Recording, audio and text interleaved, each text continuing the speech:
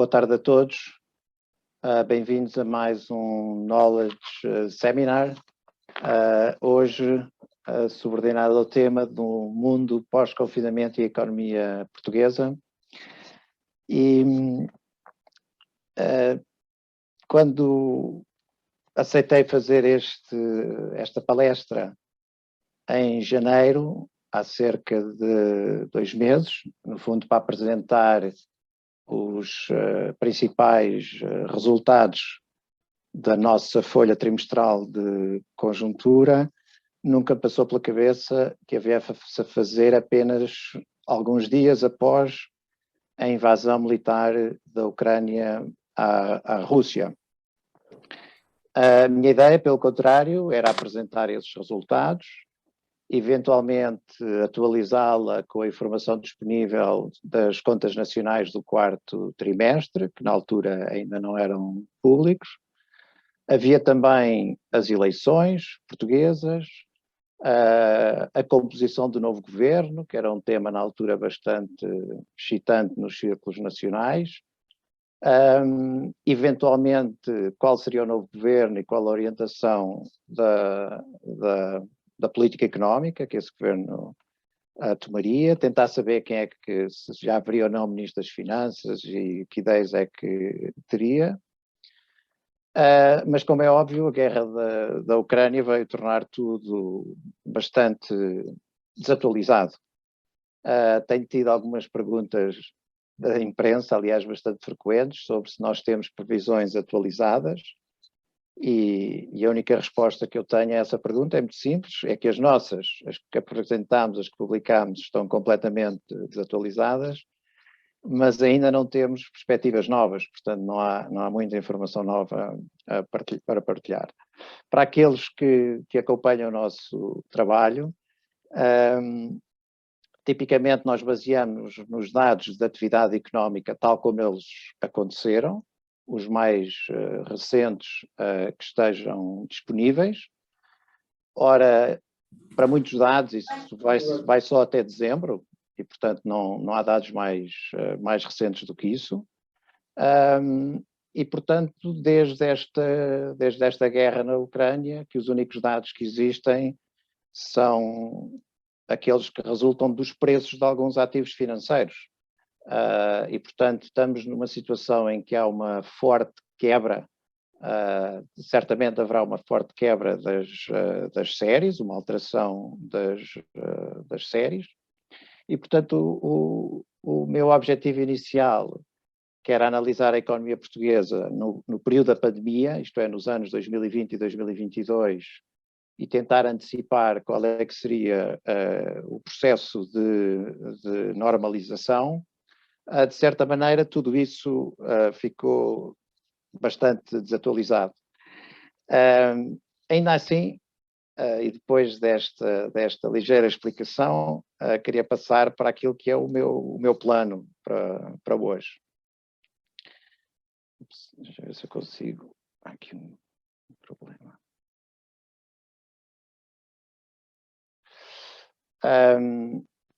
Portanto, o meu plano principal é gastar cerca de 20 minutos com a situação 2020-2022, nestas várias perspectivas, e fazer o melhor possível para vos apresentar alguns indicadores do que podem ser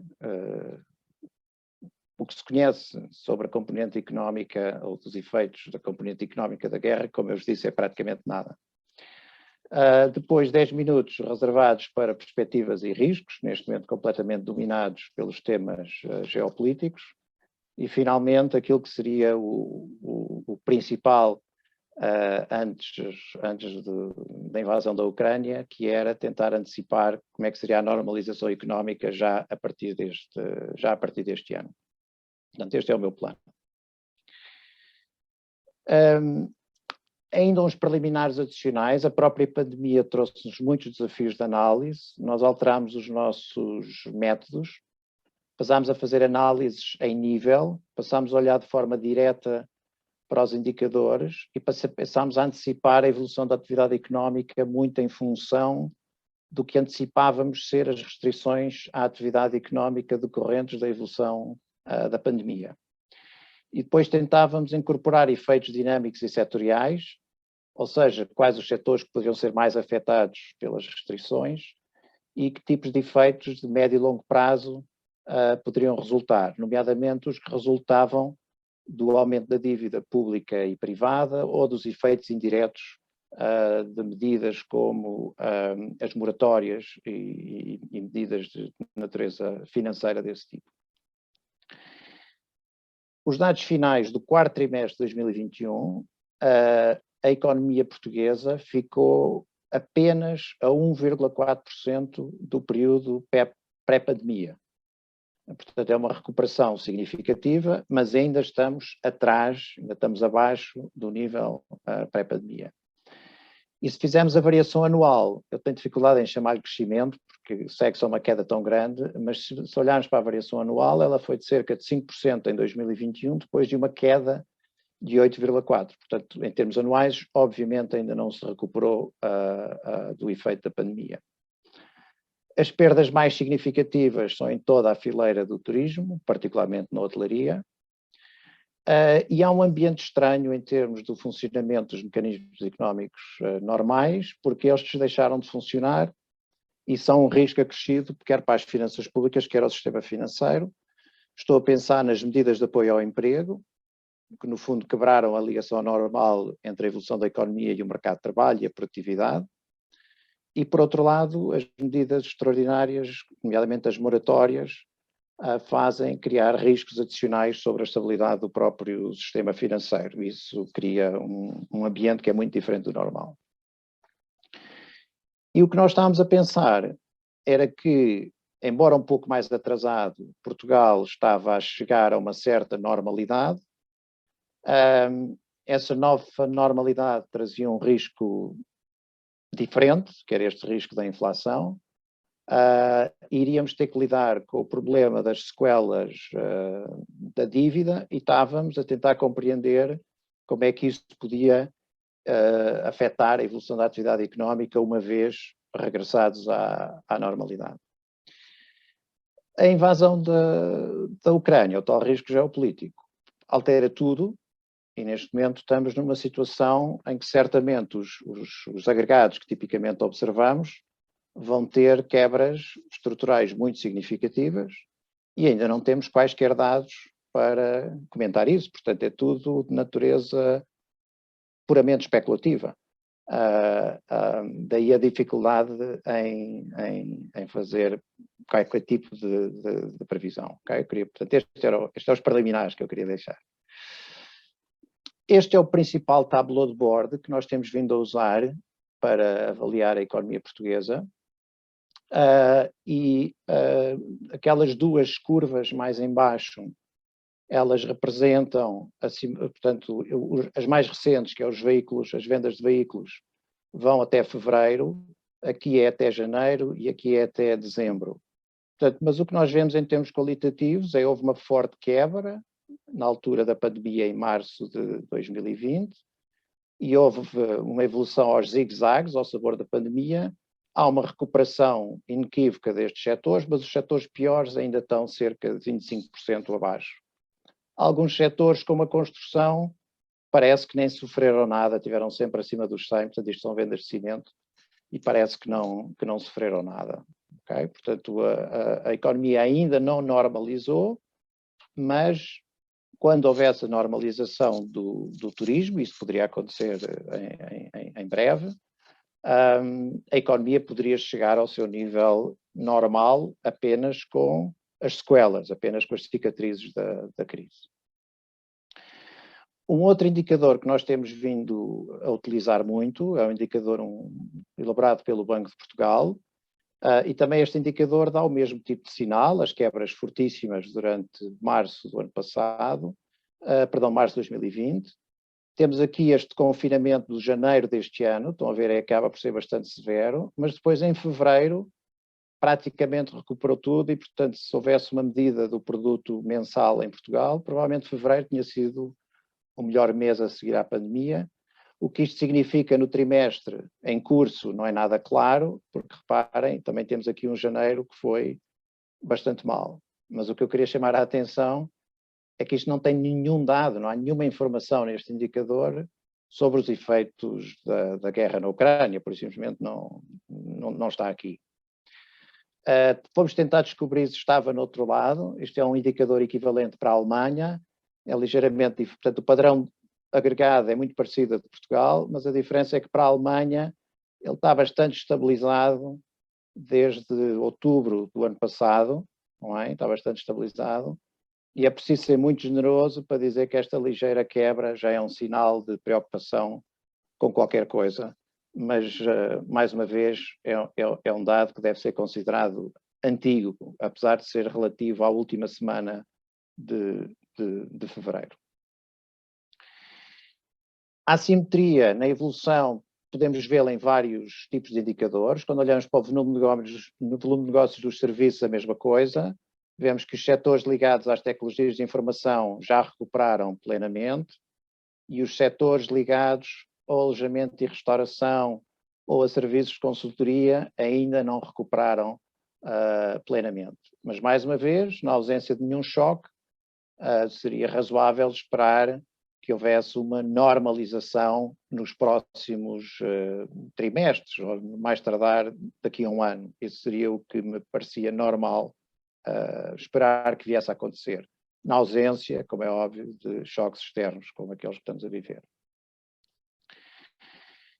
O tema das restrições à liberdade das pessoas, o confinamento, é um tema bastante importante, mas que não explica tudo. O que aqui está representado é, no eixo dos Y, o grau de recuperação de diferentes economias face ao PIB pré-pandemia, e o que está representado no eixo do X é o grau de restrições à atividade económica no quarto trimestre. Alguns países tiveram muitas restrições, outros tiveram menos.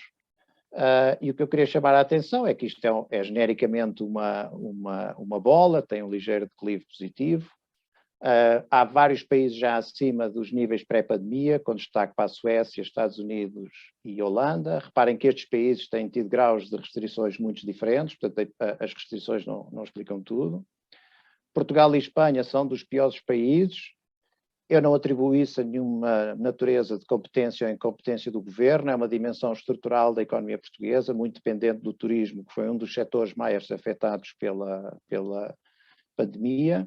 E alguns países, nomeadamente na Europa, ainda com muitas restrições no quarto trimestre e claramente atrasados na recuperação dos níveis pré-pandemia.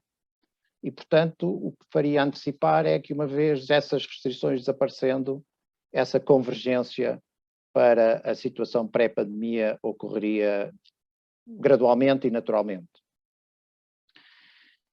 E este era o nosso primeiro ensaio do que poderia acontecer. Como sabemos, em Portugal, vivimos no indicador do Banco de Portugal, janeiro foi muito afetado. Portanto, seria normal que no primeiro trimestre do ano houvesse uma quebra de atividade, isso seria completamente compreensível, mas não colocava em causa a trajetória geral de recuperação da economia portuguesa. Nós tínhamos vários cenários possíveis, mas este choque negativo das restrições de janeiro, digamos assim, não iria condicionar excessivamente digamos, a normal recuperação da economia portuguesa, embora, obviamente, seria um pequeno travão ao crescimento do ano 2022. Relativamente à evolução a outros componentes da despesa, ali ancorados em 100 no ano de 2019, aqui o que eu queria chamar a atenção é que, de longe, o setor mais prejudicado é o das exportações.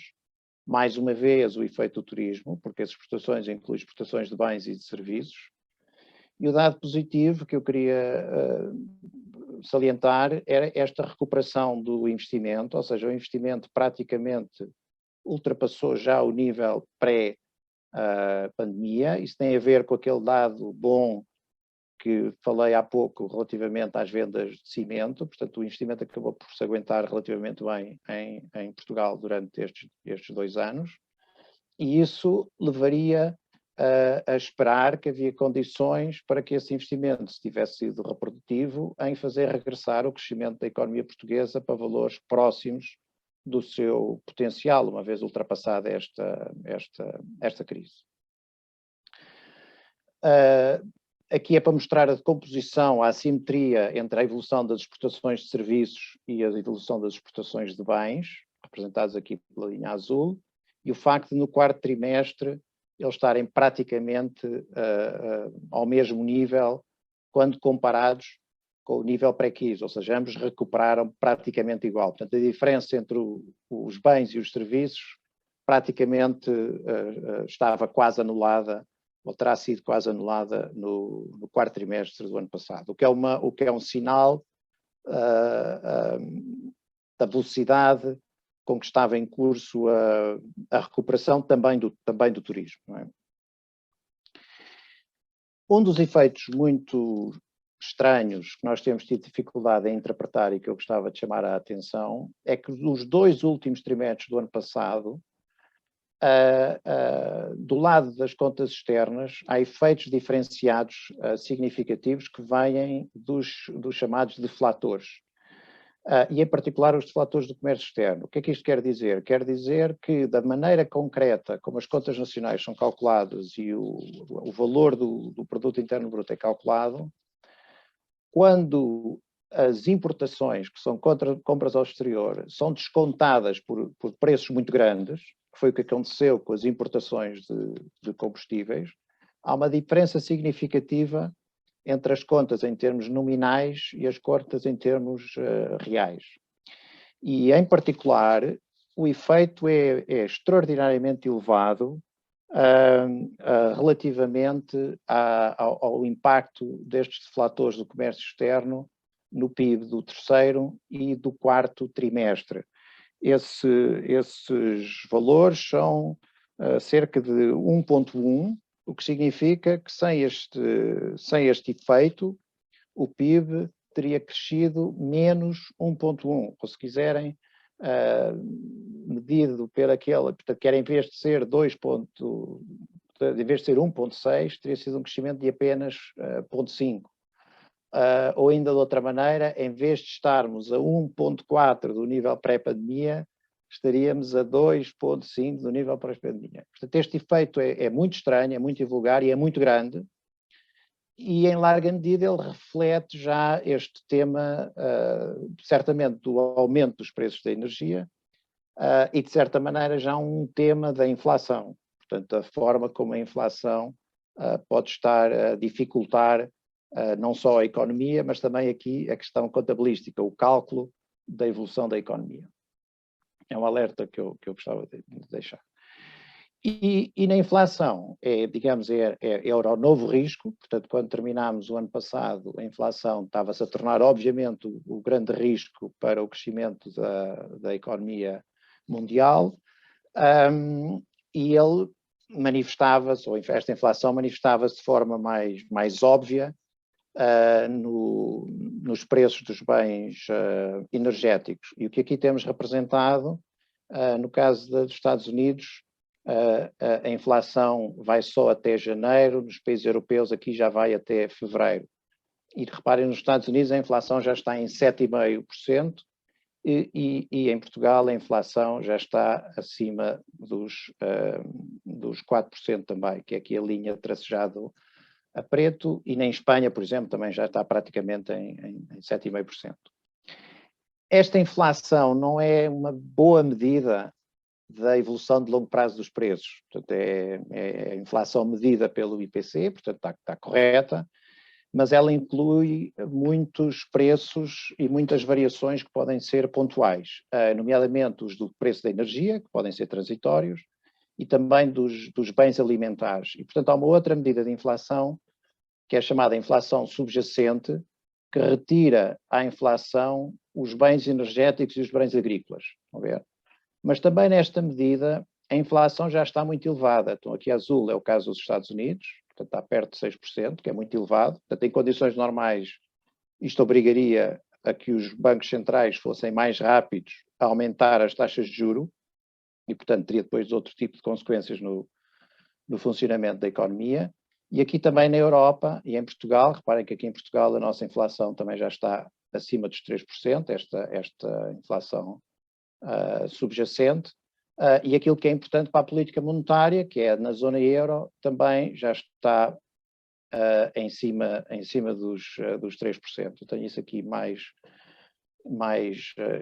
ilustrado e, portanto, o que isto significa é que em condições normais o Banco Central, reparem, o Banco Central Europeu tem uma nova estratégia de combate à inflação, que em vez de ter como teto 2%, passou a ser simétrica à roda de 2%. Mas quando começa a passar dos 3%, está claramente acima do que tipicamente se consideraria simétrico e portanto, obrigaria o Banco Central atuações com vista a controlar a inflação, o que teria imediatamente, ou a prazo, pelo menos, não imediatamente, mas pelo menos a prazo, consequências em tudo o que é financiamento da dívida, que em Portugal é seriamente caro com o custo da dívida, quer a dívida do Estado, quer também as dívidas das empresas, porque o problema do endividamento em Portugal não é um exclusivo do Estado. Estas são as mesmas taxas para Portugal. Não é tão importante porque não é o core de Portugal que determina a política monetária do BCE. E o tema da inflação imediatamente obriga-nos a pensar de porque é que as coisas podem estar a mudar.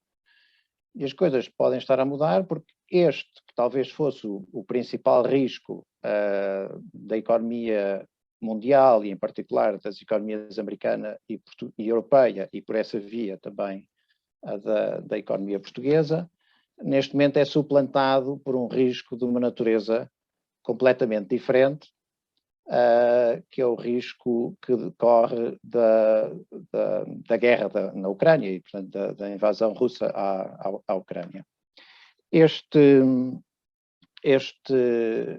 risco, que eu saiba, não há nenhuma informação quantitativa sobre isso, portanto, o que nós temos é esse risco a manifestar-se nos preços de vários ativos financeiros.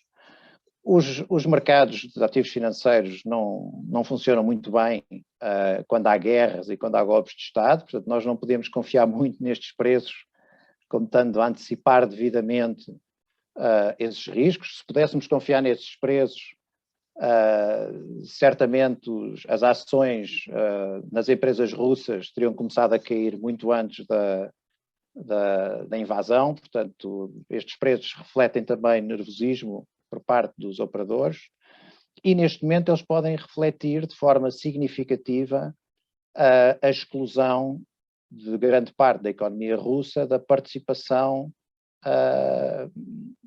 do comércio internacional e, portanto, com a exclusão do SWIFT e portanto, criando bastante turbulência nas transações dos vários mercados de matérias-primas e, em alguns casos, com riscos de natureza diferente, ou seja, se eu vender a uma entidade russa, eu não tenho a certeza se essa entidade russa vai conseguir pagar ou não, portanto, altera bastante e de forma turbulenta a forma como os preços se formam nos mercados, portanto, e que podem ser efeitos de curto prazo. Portanto, eu aqui, e repare, isto é os preços indexados a 100 a 31 de dezembro de 2021, portanto é um período muito curto.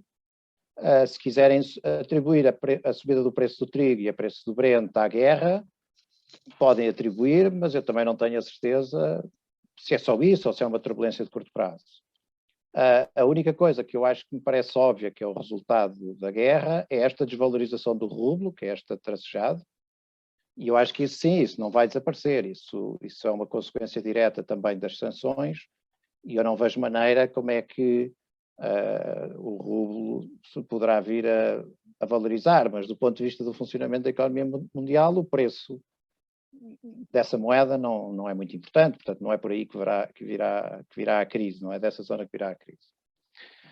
Para as empresas portuguesas, um outro indicador que me tem chamado a atenção e que pode refletir esta perturbação no funcionamento dos mercados da energia é o preço da energia elétrica por grosso no MIBEL, está aqui desde 2019 e vemos a brutal perturbação que está a acontecer agora. Já houve aqui outras perturbações, portanto esta não é a única perturbação, mas é uma perturbação enorme.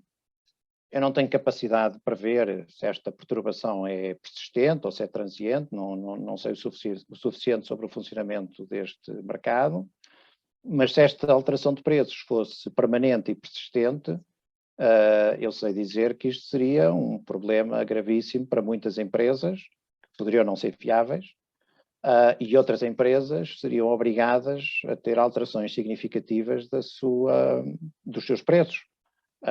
E, portanto, se este tipo de alteração nos preços da energia elétrica se mantiver, isto será equivalente a um choque permanente sobre a economia portuguesa, que será bastante caro. E, portanto, mas eu acho que ainda é cedo neste momento para começar a especular sobre esse ser o principal choque que decorre da guerra na Ucrânia. Eu tenho um slide para vos mostrar para questionar isso também, mais tarde. Um outro sítio onde eu estou à espera de ver as consequências da guerra na Ucrânia é no volume do comércio internacional. O último dado disponível é para dezembro, neste indicador, o que significa que vamos demorar algum tempo até ver estes efeitos em indicadores desse género, mas, portanto, o volume de comércio internacional pode sofrer com a exclusão da Rússia. No caso, já agora, outro indicador de stress é o que tem acontecido nos mercados financeiros de ações. Temos ali outra vez o Brent, agora o prazo é um prazo mais antigo, portanto é dezembro de 2019. Temos esta subida grande outra vez do petróleo. Estas descidas, por exemplo, aqui a cinzento está a descida dos últimos dias na zona do euro. E reparem, esta descida, que é muito grande, portanto não estou a pôr em causa que ela é muito grande, mas não é muito diferente da subida que existiu face a dezembro de 2019. Portanto, é certamente atribuível aos riscos geopolíticos, é um problema que pode ter consequências também na estabilidade do sistema financeiro, mas não é ainda, digamos, uma variação que seja significativamente diferente. Por exemplo, não é tão grande como aquela que ocorreu na altura dos confinamentos, por exemplo, se quiséssemos comparar com isso. Portanto, não estou a desvalorizar a guerra, mas estou apenas a tentar dizer que é difícil imputar plenamente estes efeitos à guerra e para os imputar à guerra temos sempre que tentar adivinhar, uma coisa que eu não sou capaz de fazer, sobre como será a evolução da própria guerra, se ela será curta, se será longa, se será muito violenta, se alastrará outros territórios. Portanto, isso é uma especulação para estrategas e que tem que ser incluída em qualquer, digamos, previsão concreta sobre o que seria a evolução destes mercados, coisa que eu não vou tentar fazer. Um outro sinal de stress nós vemos nas obrigações do Tesouro russas, portanto, que agora é um ativo tóxico e que se tornaram inúteis e, portanto, mais uma vez, mas esse é um preço, é um outro sítio onde se vê e provavelmente é um preço que irá desaparecer porque as obrigações do Tesouro russas em moeda estrangeira podem deixar de ser transacionadas. E quando tentamos calcular o custo para a economia portuguesa, portanto, temos estas duas vias, se quisermos. Uma via é via o aumento do custo da energia, portanto, que é via comércio externo e deterioração da balança comercial. Esse efeito pode existir. A segunda via é por via da importância das exportações para a Rússia. Isto é da União Europeia, são cerca de 100 bilhões de euros, o que é cerca de 0,5% do PIB da União Europeia. Portanto, é um choque significativo, mas é um choque dessa dimensão. Portanto, a exclusão da Rússia da economia europeia é equivalente a um choque da ordem dos 0,5%. O que eu tenho lido e que me parece razoável a esperar em termos de crescimento económico para este ano, à partida, sem grandes cálculos, é um corte pelo menos entre 1 e 2 pontos face às previsões anteriores. Mas ainda não tenho visto muita gente a atravessar-se com previsões concretas e eu certamente também não queria ser, nesta altura, o primeiro a fazer isso. aqui há um outro assunto ou seja, esta perturbação do preço do petróleo associada à guerra na Ucrânia, eu queria apenas chamar a atenção, fui descobrir uma série muito longa dos preços do petróleo desde 1861 até 2009. Está aqui a Segunda Guerra Mundial. Se compararmos a invasão da Ucrânia com a invasão da Polónia, os preços do petróleo estão algures por aqui, e eu, assim, à vista desarmada, não vejo efeito nenhum. Portanto, ou seja, não vejo razão nenhuma a priori, portanto, pela questão da guerra, ter um efeito específico nos preços da energia. Portanto, o que pode estar a acontecer, de facto, pode ter mais a ver com uma forte perturbação do sistema de pagamentos e dos riscos de transações com as importações e as exportações da Rússia. Portanto, podem ser fenómenos desse tipo e, portanto, convém esperar para ver a componente permanente e a componente transitória desta turbulência antes de ter um veredito inequívoco sobre qual a evolução do preço do petróleo e as consequências para a economia mundial. Agora vou acelerar um bocadinho. A tendência geral era de subida de taxas de juros por causa do tema da inflação, já falámos diretamente sobre isso. O Banco Central americano iria certamente aumentar as taxas de juros muito rapidamente ao longo deste ano. Neste momento eu não tenho a certeza se isso acontecerá. A subida de março, tudo indica que ainda irá acontecer, mas neste momento certamente as perturbações financeiras decorrentes das relações com a Rússia podem ser suficientes para haver um forte adiamento digamos, da normalização da política monetária. E se isso acontecer, significa um maior relaxamento das preocupações com a inflação. Portanto, há aqui uma dificuldade de antecipar como é que os bancos centrais, o que é que os bancos centrais vão achar que é o principal risco com que se tem que preocupar neste momento. E daquilo que eu tenho lido, para mim ainda não é claro qual os riscos os vão preocupar mais a curto prazo, e até pode acontecer de uma maneira ligeiramente diferente nos Estados Unidos e na Europa, portanto pode haver aqui assimetrias nessas relações. Uma parte significativa das causas da subida dos preços dos ativos financeiros e potencialmente também da inflação era esta forte subida do balanço do Banco Central americano, da Fed, que é muito parecido à forte subida do balanço do BCE. E, portanto, era este processo que provavelmente iria ser normalizado em breve, e falava-se até da possibilidade de uma redução bastante rápida do balanço no caso dos Estados Unidos, e que certamente este tema da guerra na Ucrânia veio alterar as perspectivas sobre isso. Eu estou a ficar muito atrasado e, portanto, vou aqui acelerar bastante. Queria chamar a atenção para que a política orçamental em Portugal, nomeadamente as políticas relativas à preservação do emprego, alteraram de forma significativa a relação entre o PIB e a criação de emprego. Temos aqui todos os trimestres da pandemia, onde o normal era que estas contrações de atividade económica se tivessem traduzido em fortes contrações de emprego. Isso não aconteceu, o que significa que houve fortes quebras da produtividade aparente. Ou seja, portanto, a única maneira, qualquer ponto acima desta linha, não é muito acima desta linha, é equivalente, como é o caso, por exemplo, deste, é equivalente a muito menos produção por hora trabalhada. Pelo contrário, nos trimestres de normalização, vamos ter um aumento aparente da produtividade, não é? E, portanto, nós agora ainda estaríamos muito longe da produtividade pré-Covid. Portanto, tudo isto é valor que foi perdido, digamos assim, horas trabalhadas que não se converteram em produto no rácio normal. Vou também aqui ultrapassar as perspectivas orçamentais e vou apenas relembrar que nós estávamos com um patamar de dívida muito grande, o que no caso de Portugal cria imensas restrições a políticas de apoio, nomeadamente aquelas que agora estão a ser pedidas pelas empresas, que são as políticas de apoio aos custos da energia.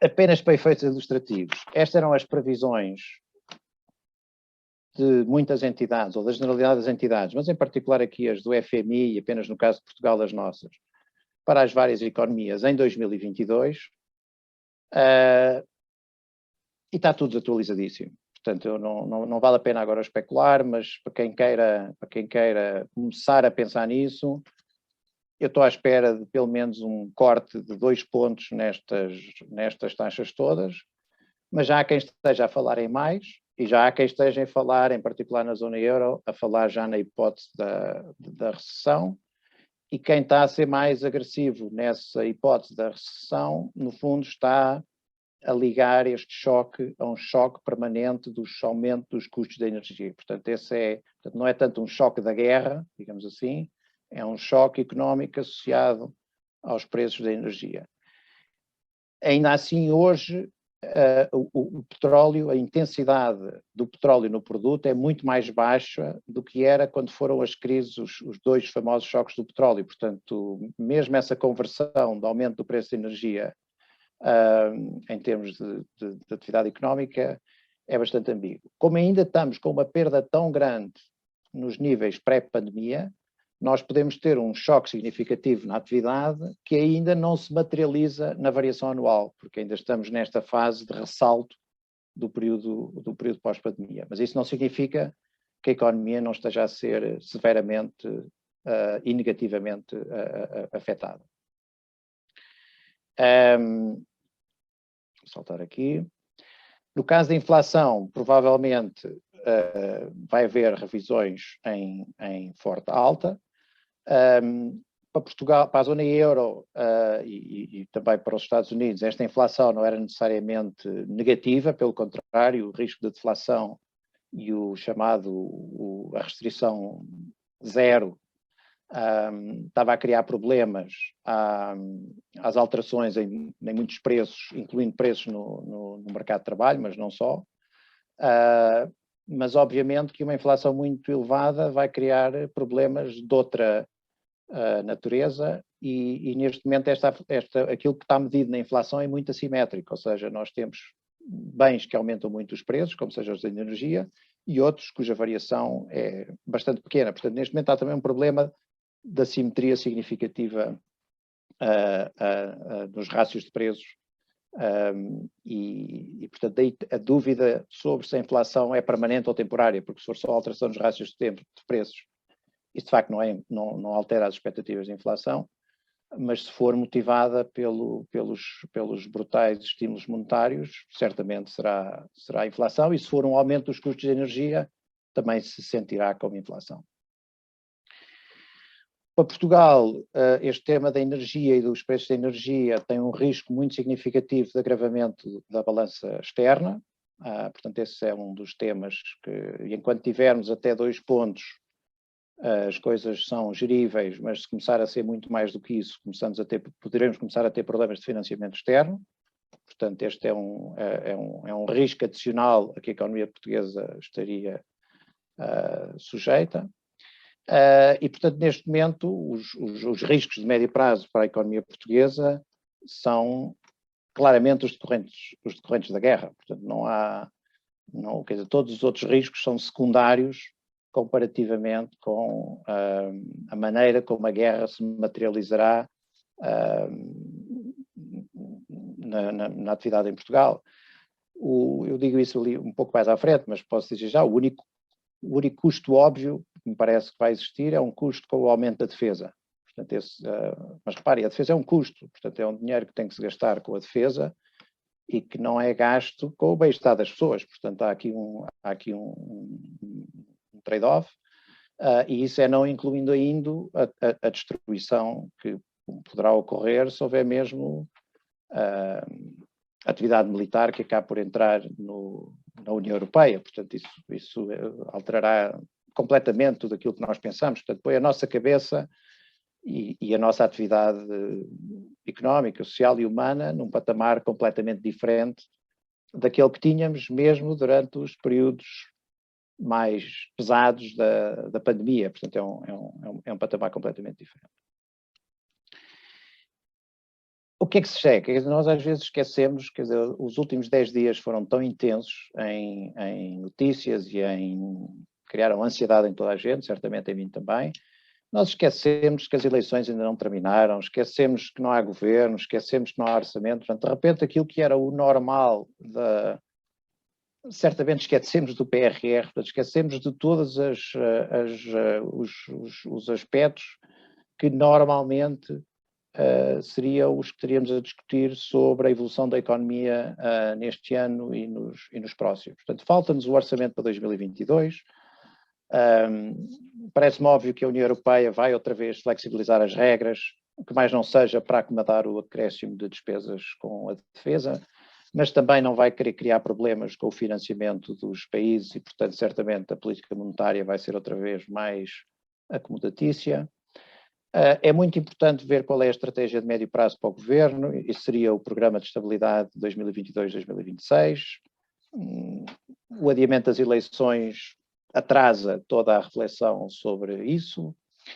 Há ainda muitas medidas extraordinárias em vigor, que em princípio iriam normalizar se a economia normalizasse, mas agora certamente o governo tem dúvidas sobre se as deve ou não normalizar nestas circunstâncias, portanto eu penso que o governo também atrasará a normalização dessas medidas. Já falei dos compromissos, e aqui um pequeno alerta sobre o PRR. O PRR podia representar cerca de 1,8% do PIB em 2021, 2,2% em 2022, 1,8% em 2023. Portanto, na prática, o IPRR, estas variações de ano para ano, representaria o que poderia contribuir para acréscimo de crescimento da economia portuguesa, assumindo que não tínhamos custos em financiá-lo. E, portanto, estamos a falar de números ainda assim relativamente pequenos quando comparados com os crescimentos que se perspectivavam para a economia portuguesa. Os temas sobre a mesa, o tema da inflação continua a ser um tema muito importante, nomeadamente esta distinção entre o permanente e temporário, e sei que neste momento quem paga as contas de energia nas empresas sente o aumento da fatura energética como completamente permanente, como uma saída da tesouraria que tem dificuldades em financiar. Portanto, há aqui, às vezes pode até achar estranho a possibilidade de ser temporário. As consequências que isso vai ter, quer para as empresas, mas também para as famílias, e portanto, de facto, em alguns casos isso vai corresponder a uma perda significativa de rendimento disponível para muitas famílias. Isso, o governo pode ter dificuldade em lidar também com essa parte do problema, porque não tem margem para compensar, não tem margem financeira para compensar. No meio deste cenário tão negro, o facto de Portugal ser o país europeu mais longe do teatro da guerra pode ser um benefício relativo para nós, quer para o turismo, quer para o investimento estrangeiro. De facto, estamos numa altura em que a distância de mísseis pode ser bastante positiva. E depois temos os temas que vêm de trás, não é? Portanto, temos o agravamento da dívida resultante das moratórias e a concessão de crédito, os problemas das empresas, porque também os processos de falência todos estiveram mais ou menos interrompidos. A guerra cria, de facto, um risco de contração na zona euro e no comércio mundial. Ainda é cedo para decretar, mas o risco está aí. E, de repente, aquilo que pareciam de certezas sobre a política monetária e subidas ou não subidas das taxas de juros, mais uma vez o risco também aumentou. É menos certo o que irá acontecer. Para nós, aqui no nosso cantinho, obviamente, quanto menos subidas das taxas de juros houver, melhor, porque é mais folga. É mais folga que nós temos. E era tudo o que eu tinha para partilhar convosco. Não sei se há perguntas que queiram fazer ou aspectos que eu tenha dito que queiram corrigir, mas certamente estou disponível para qualquer comentário ou pergunta que queiram fazer.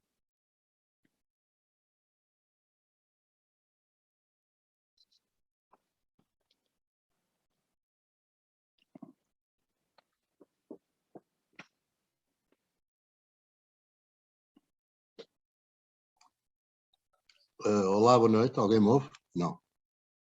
Eu estou a ouvir. Boa noite a todos. Olá, João. Muito obrigado pela tua apresentação.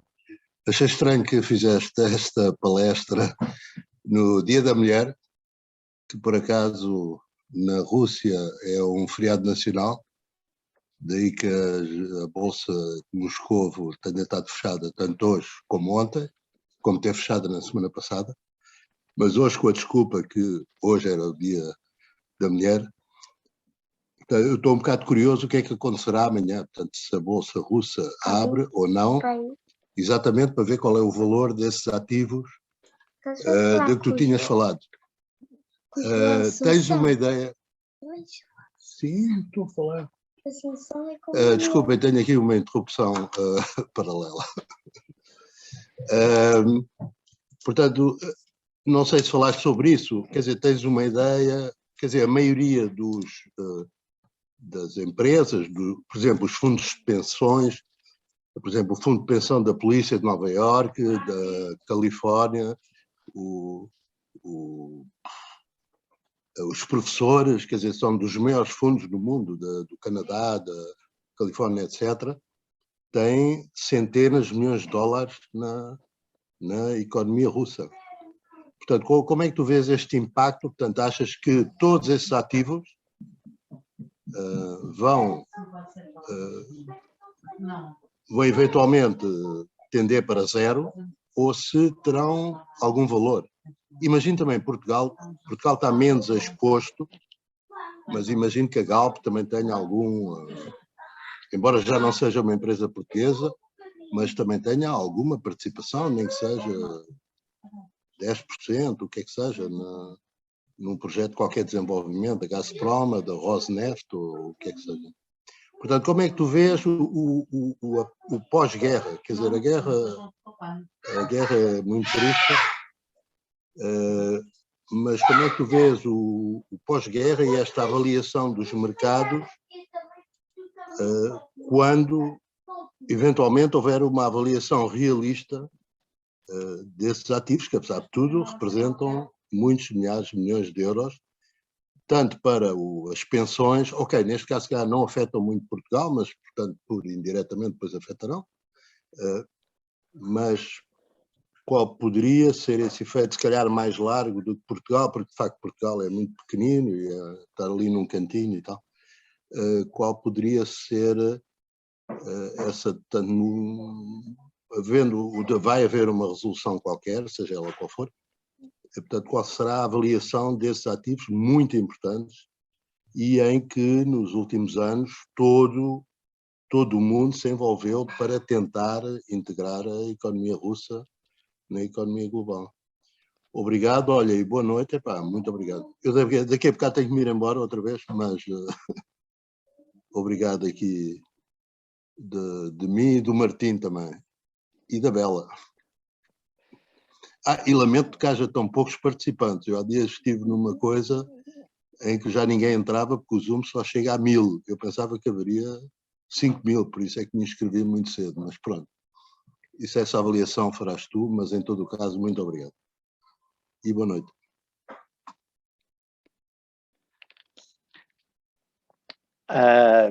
Bom, a minha resposta vai ser curta. Há dois níveis. Um é, digamos, o nível real, outro é o nível financeiro. Neste momento, a exclusão, a forma como eu vejo, é a exclusão da Rússia, nomeadamente simbolizada pela saída do SWIFT, é uma exclusão da parte financeira. Portanto, não é necessariamente uma exclusão da parte real, embora a parte real também potencialmente venha a ser excluída. E o que eu acho que neste momento o tema da interligação entre os fundos internacionais, incluindo pensões, e os ativos russos, é uma das razões pelas quais eu acho que os bancos centrais podem querer intervir, ou seja, os bancos centrais podem querer avaliar essas perdas e tentar proteger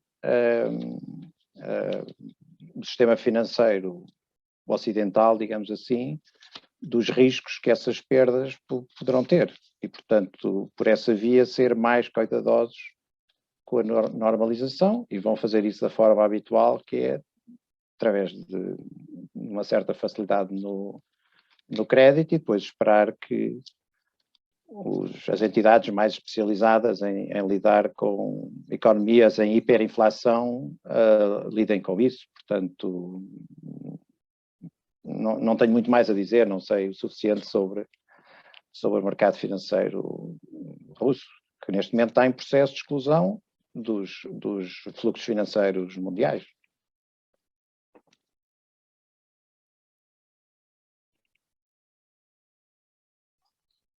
Ok, obrigado pela sua... Só um pormenor. O Ministério das Finanças russo disse hoje, aliás, hoje acho que havia o pagamento de uma dívida da Gazprom, e disse que ia pagar, portanto, portanto, fez uma lista de países inimigos, entre os quais Portugal está, o Japão também, por exemplo, portanto, toda a União Europeia, e pagaria tudo, os juros, etc., em rublos. E, portanto, está a pedir às entidades externas para criarem contas junto dos principais bancos russos para pagar essas dívidas em rublos. Só um pequeno comentário. Mas obrigado.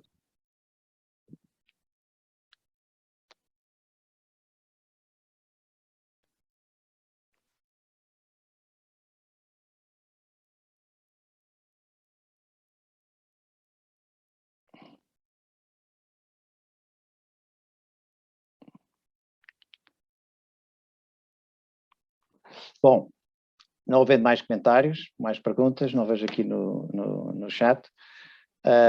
Agradeço a participação de todos. Aqueles que estavam à espera que eu fizesse previsões muito concretas sobre o que vai acontecer, espero que tenham percebido porque é que eu não estou em condições de o fazer. A situação é uma situação de uma certa quebra estrutural difícil de antecipar. Na componente militar há muitos especialistas a falar sobre isso, na componente geoestratégica também. Aqui a minha preocupação era tentar antecipar o que é que isto pode significar para a economia europeia e para a economia portuguesa. E neste momento, acho que mais do que dizer que tem que dar origem a uma forte revisão em baixa, nada mais específico do que isso é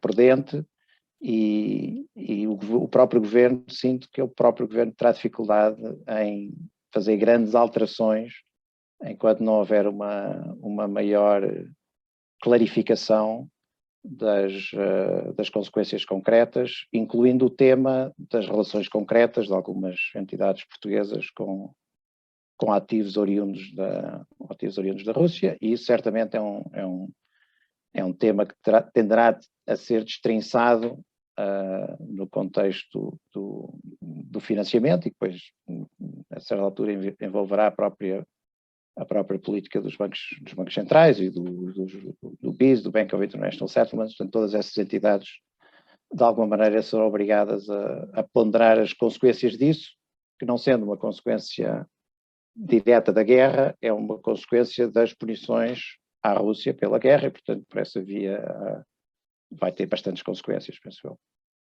Mais uma vez, obrigado a todos.